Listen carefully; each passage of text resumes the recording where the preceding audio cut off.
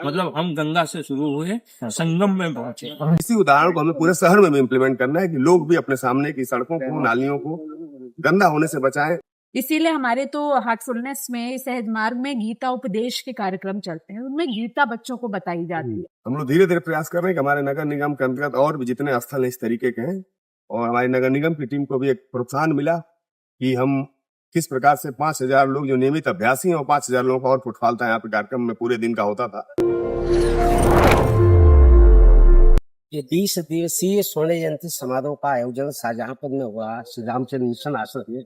उसमें प्रशासन का विशेष सहयोग रहा। 80 देशों के लोग यहाँ पे आए इस विश्व के महाकुंभ में, हम कहेंगे। तो हमारे साथ नगर आयुक्त जी हैं, काफी सहयोग रहा डॉक्टर दीपू मिश्रा जी।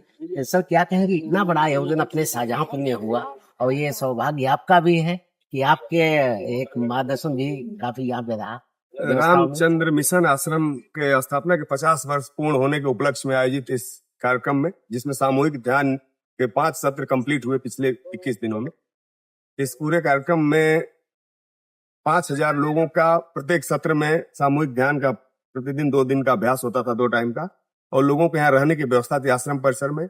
यह नगर निगम शाहजहांपुर के लिए भी एक चुनौती थी कि किस प्रकार इस आश्रम के चारों तरफ जो 2-3 किलोमीटर का एरिया था, 500 मीटर का फ्रंट था, उस पे स्वच्छता मेंटेन की जाए और नियमित प्रतिदिन का जो उत्सर्जन था, जो वेस्ट था, जिसमें फीकल स्लज भी था, सूखा कूड़ा भी यहाँ होता था, गीला कूड़ा भी था, पानी का जो हमारा यहाँ पे वॉशरूम का जो पानी होता था उसका बहुत बड़ा एक डिस्पोजल था।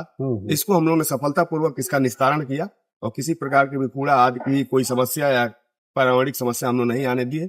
स्वच्छता के एक स्तर को हम लोगों ने मेंटेन रखा, ग्रीन एरिया को हम लोगों ने डेवलप किया और विश्व के तमाम देशों से जो अभ्यासी आए थे और स्थानीय स्तर पे भी जो लोगों ने यहाँ पे प्रतिभाग किया, उन लोगों को एक अच्छा फीडबैक प्राप्त हुआ और हमारी नगर निगम की टीम को भी एक प्रोत्साहन मिला कि हम किस प्रकार से 5,000 लोग जो नियमित अभ्यासी हैं और 5,000 लोगों का और फुटफॉल था यहाँ पे कार्यक्रम में पूरे दिन का होता था, उन लोगों को एक बहुत अच्छे तरीके से हैंडल किया गया और खास तौर पे हमारा जो स्वच्छता, पेयजल की आपूर्ति संबंधी चीजें एवं जो वेस्ट का डिस्पोजल था वो करने में हम लोग पूरी तरह सफल रहे। कुल कितनी टीम लगी थी अपने नगर निगम?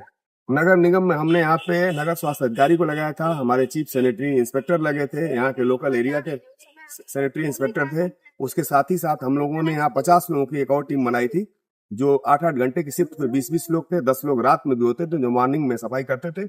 इसके अलावा मैकेनाइज तरीके से हमने रोड स्वीपिंग का भी कार्य कराया जो नियमित तौर पर होता था, पानी का छिड़काव होता था, जो प्लांटेशन या गमले आदि लगे थे उनको भी हमने बहुत अच्छे तरीके से साफ सफाई करके रखते थे। रोड किनारे जो पेड़ आदि थे उन्हें भी हमने सही किया और कैंपस जो कार्यक्रम स्थल है इसके बाहर भी हमने पूरे बाउंड्री साइड में हमने प्लांटेशन डेवलप किया था।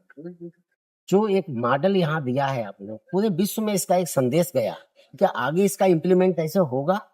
हम लोग धीरे धीरे प्रयास कर रहे हैं कि हमारे नगर निगम के अंतर्गत और भी जितने स्थल इस तरीके के हैं उनको और इसी तरीके से बेहतर ढंग से, ये कार्यक्रम एक सहभागिता का भी उदाहरण रहा। यहाँ पे जो लोग भी इसके आयोजक गण थे वो लोग भी पूरी तरह जागरूक थे, उनके लोग भी जो थे उन लोगों ने भी जागरूकता का परिचय दिया और वो सभी कार्यक्रमों में ऑलरेडी बढ़ चढ़ के हिस्सा लिए। नगर निगम को इस सहयोग मिलने से हम इस कार्यक्रम को सफल करने में सफल है और मैं ऐसे ही आगे उम्मीद करूंगा कि लोग जन सहभागिता के तहत खुद भी आगे बढ़ चढ़ के हैं। बाकी पीछे से तो हमारी पूरी टीम लगी हुई है, हम दोनों लोग मिल करके, जनता मिल करके, हम मिल करके जिस तरीके से इसे सफल बनाए, इसी उदाहरण को हमें पूरे शहर में भी इम्प्लीमेंट करना है कि लोग भी अपने सामने की सड़कों को, नालियों को गंदा होने से बचाएं, उनको जानबूझ के गंदा करने से बचाएं, फिर उनके सहयोग से हम उन्हें पूरी तरह स्वच्छ करने में सफल होंगे।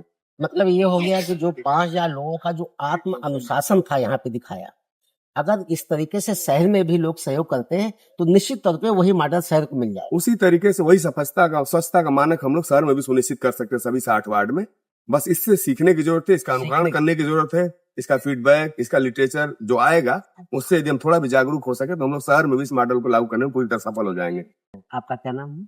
मेरा नाम शालिनी है। शालिनी, कहाँ से? प्रयागराज। क्या करते हैं? टीचर है। टीचर है, मतलब युग निर्माता है। केंद्रीय विद्यालय में। केंद्रीय विद्यालय में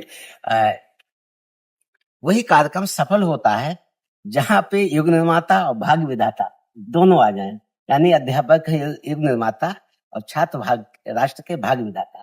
तो हम देखे छोटे छोटे बच्चे भी थे, उनको भी हमने कवरेज किया था। क्या कहेंगे इस कार्यक्रम से, क्या सीख मिली है और आगे बच्चों को क्या बताना चाहेंगे? क्लास में सबसे पहले जाएंगे, यहाँ के बारे में निबंध भी लिखवाएंगे, तमाम चीजें होती है ना अपना, क्या कहना चाहेंगे? बिल्कुल, पहले तो हम लोग जितनी भी पढ़ाई करा रहे हैं उसमें आज बहुत ही भौतिकतावाद आ गई है। तो एक अच्छा इंसान बने बच्चे, वो उनको सिखाएंगे। छोटा छोटा काम, जैसे बच्चों को कुछ गिर गया तो उसे उठा के डस्टबिन में डाल दें, कोई बच्चा गिर गया तो उस पे हंसे नहीं, उसकी मदद करें।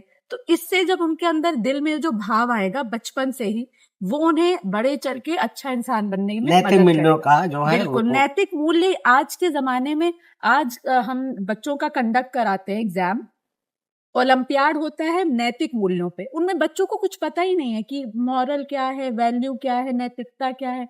तो बच्चे हमारे थोड़े दूर हो गए हैं। इसीलिए हमारे तो हार्टफुलनेस में, सहज मार्ग में गीता उपदेश के कार्यक्रम चलते हैं। उनमें गीता बच्चों को बताई जाती है। छोटे छोटे बच्चों के लिए है वो, 6 साल से लेके ऊपर के बच्चों के लिए। तो उसमें उनको कृष्णा के श्लोकों से जोड़ के उसका वास्तविक में क्या उपयोग है, आप कैसे दिन में अपने हर दिन की दिनचर्या में उनको कैसे आप ला सकते हैं, सब सिखाया जाता है। तो यहाँ ये तो खैर ऐसा संगम है जिसकी कोई कल्पना भी नहीं करी जा सकती। उसमें कोई दो राय नहीं है। जो हमारे मालिक जो हमसे चाहते हैं वो यही चाहते हैं, आपस में सारे भाईचारे से रहें, सब प्रेम से रहें, किसी के प्रति किसी का कोई भेदभाव ना रखें हम, या कोई दुर्भावना ना रखें। तो यही संदेश हमारे मालिक का, और यही हम संदेश सबको देना चाहेंगे as a teacher, as a मालिक के जो हम दूत हैं यहाँ पे, सब बस वही है। और हमसे झलके कि हम उनके शिष्य हैं। मतलब आचरण में जब बिल्कुल, हमारे बिल्कुल। चीज आती है तभी लगेगा कि हम मिशन के कार्यकर्ता हैं, बाबूजी महाराज के अनुयायी हैं। और ये बात सही है। देखिए कि इस संगम नगरी में जहाँ हम सभी लोग जाया करते थे डुबकी लगाने के लिए, तो आज वहां से आए तो ये शाहजहांपुर की पावन माटी का महत्व तो बढ़ जाता है।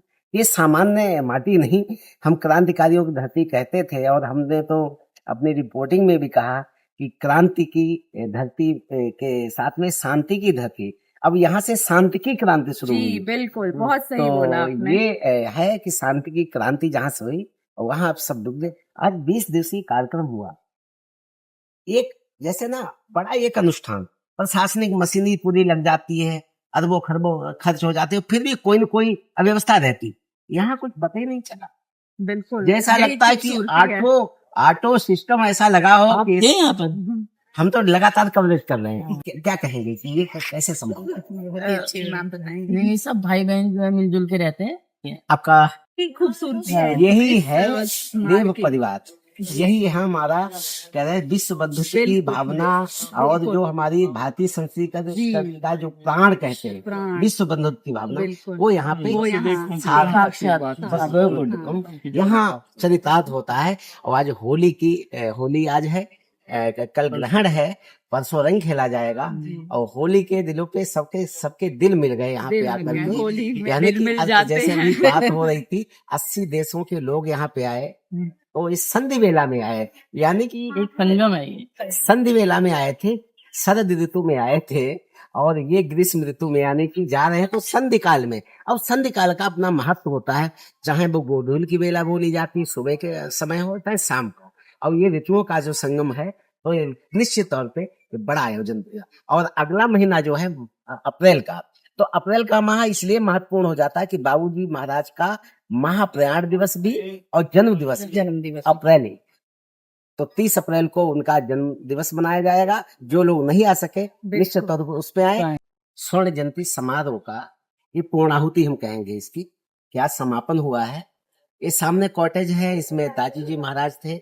सुबह के ध्यान साधना के बाद वो प्रस्थान उनका हो चुका है, और अभी वो अभ्यासी हैं जो समर्पण भाव से मिशन से जुड़े हुए हैं। और उसी में हमारे साथ में प्रयागराज जो संगम नगरी है, वहां से बाबूजी हैं। क्या नाम है आपका? मेरा नाम चंडी प्रसाद पोखरियाल है और मैं उत्तराखंड का रहने वाला हूँ। ये बहन हमारी ये प्रयागराज से। मतलब आप देवभूमि से हैं और आप वो संगम से हैं। मतलब हम गंगा से शुरू हुए, संगम में पहुंचे। पहुंच गए। ऐसा क्या कहेंगे, ये जो है यहाँ पे एक विश्व का महाकुंभ जो हुआ है, और सबने भक्त रूपी गंगा में, ध्यान रूपी गंगा में डुबकी लगाई, क्या कहेंगे यहाँ के बात? अब इसके विषय में तो कम से कम शब्दों में ही कहा जाए तो ज्यादा अच्छा है, जी। क्योंकि शब्दों में जाएंगे तो जीवन पूरा खत्म हो जाएगा और हम कह नहीं पाएंगे, कह नहीं पाएंगे, है ना। वास्तविकता ये है कि जो हमारा आध्यात्मिक जीवन है, जो संन्यास से ऊपर जाता है, संत जिसको हम कहते हैं। तो हमारे गुरुदेव का कहना है कि हम शिष्य नहीं बनाते हैं, हम जो है मास्टर बनाते हैं। यानी कि अभ्यासी को इतना पूर्ण बनाते हैं कि वो दूसरे का मार्गदर्शन कर सके, है ना। दूसरी बात जो है, ये आध्यात्मिक मार्ग का वास्तविक मार्ग है जिससे हमें ईश्वर प्राप्ति की तरफ जाना। सब कहते हैं मोक्ष मुक्ति की बात करते हैं, मोक्ष मुक्ति आपको कहाँ मिलेगी? सिर्फ डुबकी लगाने से भी नहीं मिलेगी, माला जपने से भी नहीं मिलेगी, क्योंकि कर्म में माला है, शब्द फिरे मुख माए, मनुआ तो चाहूँ और फिरे ये सुमिरन ना।